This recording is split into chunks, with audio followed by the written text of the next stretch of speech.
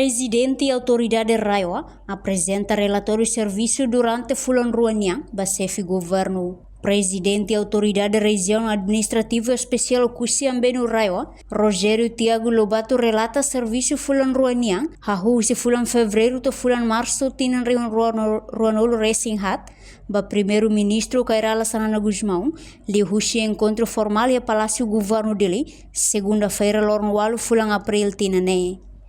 Foi no encontro, Presidente e Autoridade Raiwa informa que mai dili hodi apresenta relatório atividade Fulan Ruanian, basefi governo, no colia com a situação Raiwanian. Nessa Presidente da Autoridade Raiwanian é 31 de janeiro e liutia Fulan Rua, mas foi mais dele. Mas apresenta relatório de atividades do senhor primeiro-ministro e nós colheitoan com a Raiwa.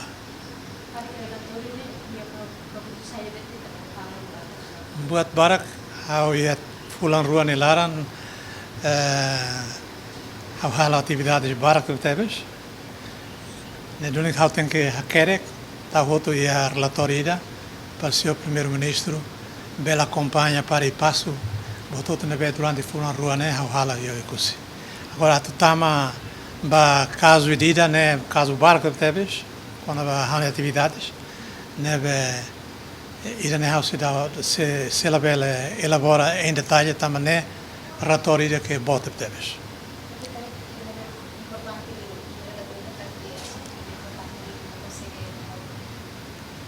Oh, importante ali até né, por ser acontece caso avião né,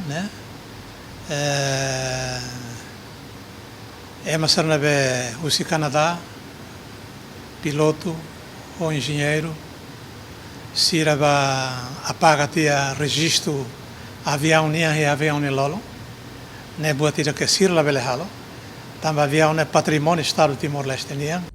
Além de apresentar relatório Fulan Rua, relata mos irregularidade balão, nebe autoridade detecta e Raiwa liga ho avião James ni hatete problema com o avião ne, mak emasira russo estrangeiro, Canadá hanesan piloto ba paga tia registro avião niang e avião ne lolong ida ne lolos labele halo tamba avião ne patrimônio estado Timor-Leste niang.